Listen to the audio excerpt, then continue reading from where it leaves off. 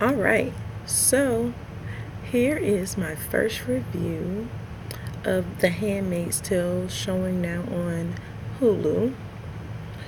I was not sure how I would, like the show at first. It seemed a little odd and weird, and I wasn't really sure what to expect because of the way the characters were dressed. And I was like, I'll give it a chance just to see. Okay, so the first scene, it starts off when you see the family running through a wooded area, and the husband tells the lady, "Go ahead, um, run, save our daughter." They're running through the woods. Men with black vans and black clothes are there coming after them, and they hear a gunshot. The next thing they know, the men have found them. They're ripping the two daughters apart. The mother and the daughter apart.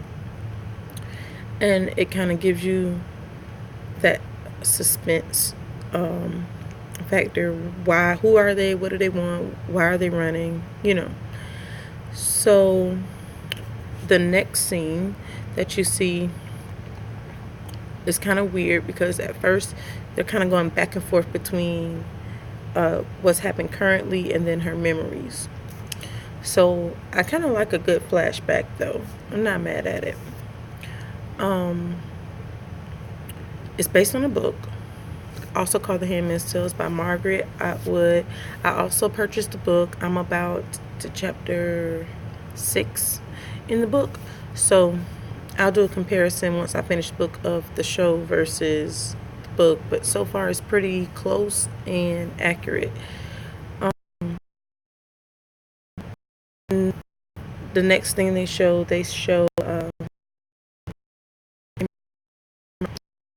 and you see her in kind of like a convent type situation where it's only women. They're all dressed the same. They're wearing red, kind of very Scarlet Letter-ish, if you ever read that book.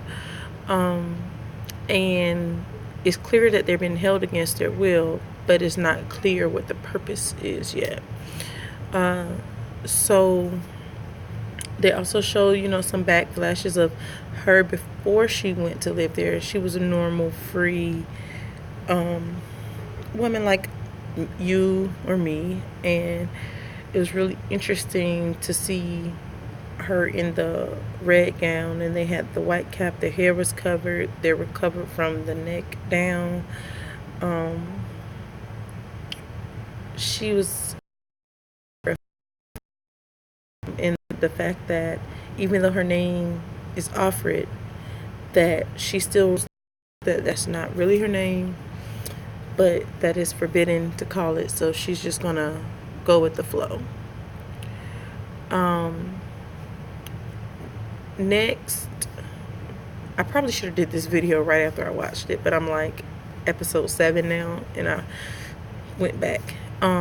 You see her arriving at the Waterford house, and it's really old school, kind of high dollar neighborhood. The houses are nice. The yard is well kept. You see a driver, and she comes to the house, and it's a commander's house, which they make a notice of that, so we know it's important right away. And they refer to her as a handmaid, and the handmaid's job is to serve the leaders of the faithful, also known as the commanders.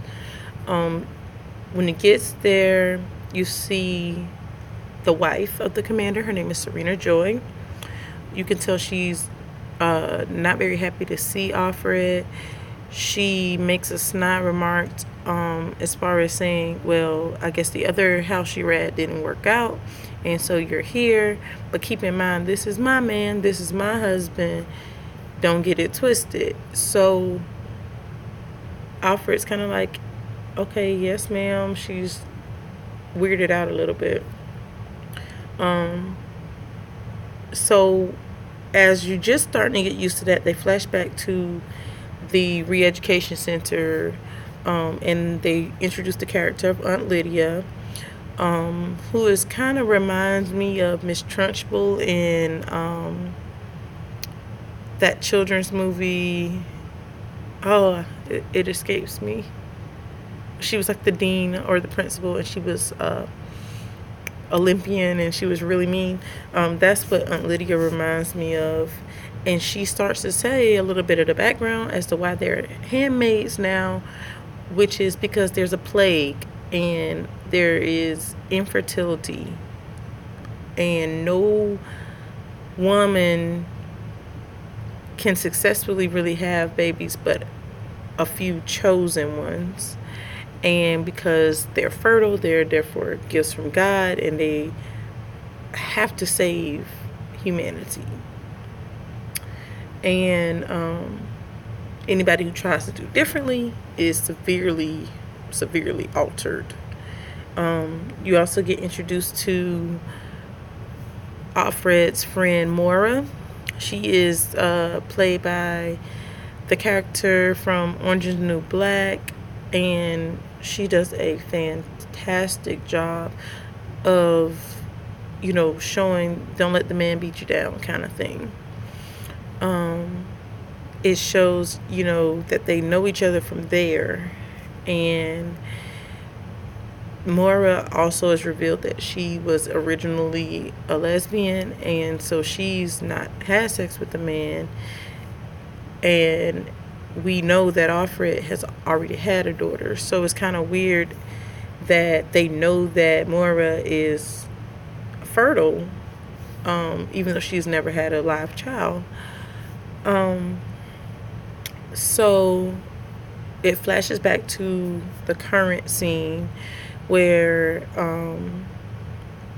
Alfred is kind of going through her day-to-day life, and she's noticing like how people are calling things, like they're calling lesbians unwomen, or gender traitors, and they're sending people to some place called the colonies, which they have not yet revealed, and how it's a privilege to be a handmaid because you could be sent to the colonies, that kind of deal.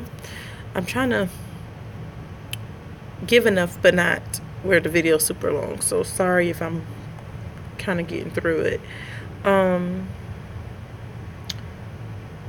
Then they are showing that they do get to leave, and they have a partner that walks to the store with them, and the store is really weird. It's like exact numbers of everything in the store. You can only purchase things with the exact coin or token for it. We meet the Martha of the house, which is kind of like a maid or a cook. We also meet the driver, Nick, and we meet Off Glenn's shopping partner, Of Glenn. And Of Glenn is real like stuck up and quiet. They talk about the weather, they greet each other. On the way, they pass by all these hanging bodies. No one really says what the bodies did to die. And the whole time, Alfred's thinking about her daughter, like, while she's walking, but she's just kind of talking to Upland at the same time and not really paying attention to anything that Upland is saying. She kind of just wants her to shut up so she can enjoy being outside. She acknowledges the fact that she knows that Moira has escaped and that she's never seen Moira hanging on the wall. So she's like, okay, good, my friend's not dead. So as the story progresses, we meet the commander. He's kind of off-putting. And the next day they're being not the next day, but after some time has passed, they're being super nice to her. And they explain that, the ceremony is taking place. So it's not really clear what ceremony is, and it's kind of like, really? Okay. She takes a bath. She says she's to be cleaned and scrubbed like a prize pig, and I thought that was like just a weird but awesome way of describing it. You see her hair, and she's in the tub, and she's just pondering what's about to happen. And then she explains the process. She washes, she puts on her new clothes, she has a good meal that day, everybody's nice to her. She enters into a room, she kneels down. The Martha and the driver stand on either side of her. So my face is like her. So they're here. And Serena Joy, the wife, walks in. She sits in a chair. She lights up a cigarette, which I'm pretty sure they're not supposed to be having, but then the commander is to knock on the door, ask for permission to enter. She grants it. He comes in. He's late. And he goes and gets a book similar to a Bible. He opens it up and he begins to read a scripture, basically stating that when a wife finds out that they are unable to produce children, then the wife says, "Go get me a handmaid. She will lay upon my legs, and you will have sex with her, and therefore I will have a child through her by you." And that's pretty much what Alfred's job is. So they show a scene, and she's got her head between the lady's legs. The lady is holding her wrist like this from behind. She's laying on the bed. They've got on full clothes except for her underwear. And the commander has both his hands on the bedpost, and he's just basically to her as hard as he can until he climaxes. Then he zips up his pants. He leaves out. Serena Joy gets up in disgust, and she tells Alfred to leave. Alfred's like, "Well, they told me I need to lay down to make sure that the baby's, that possibility of me having a baby is stronger." And she says, "Whatever, just get up and leave." So we're starting to see a little bit of Serena Joy's disgust in a way. The next thing that happens after that, they hear a bell, and all of them have to leave. So when they are leaving, they discover that Aunt Lydia has called them, and she tells them that the man standing before them is a rapist, that he has stolen a handmaid, and that he deserves to die. So while they're processing that, another girl who was in the Red Center with Alfred and Myra tells her that Myra's dead, that she'd been caught and killed, and she kind of says it with a smirk on her face. This particular girl had been struggling with being there early on, and they blinded her in one eye with a cattle prod. And then after that, she weirdly became kind of like their teacher's pet. So not really sure if you can trust her, but it really ticked Alfred off because the ceremony was previous to that. Then now she's hearing about Myra. Now she's being told this guy's a rapist, and she's able to express all of her anger, all of her fear, all of her frustration out. And Lydia says, "You know what, girls, we're not going to put up with this. Your job is a job of honor. So when I ring this bell, whatever you do to him, I'm not going to look, and neither is God." And they beat the crap out of this man. And Alfred is like so vicious and so angry. And I mean, it's crazy how upset she is. And when they ring the bell, everybody stops. The man is literally beat to death. When they stop beating him, she looks over. She notices that Janine, the girl with the gouged out eye, is pregnant, which is like the highest of high in their community. So she's like, okay, so there is a possibility that we can have pregnancy, but how am I going to survive this?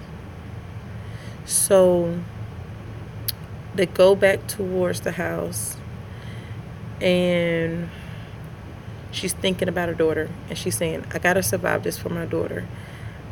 I gotta survive this. My daughter's name is Hannah. My husband, even though he's been shot, his name was Luke. And my name is not Alfred. My name is June. So that's how the episode ended. And I was like, oh my goodness gracious. This is like the worst and the best thing I've ever seen. Because it could really happen. It could really be possible. But at the same time, oh my God. How terrible. And then if you think about the fact that they're basically making these women baby factories and sex slaves and telling them it's an honor and a privilege just because no one else can do it. They didn't even give them a choice. They just made them, brainwashed them. So that is my review on episode 1 of The Handmaid's Tale. I hope you enjoyed it. That recap. Watch it for yourself. Tell me your comments, questions, and concerns. If you like it, subscribe. And let me know any other show you think I should maybe do a recap on. So that was The Handmaid's Tale episode 1, done in 20 minutes or less.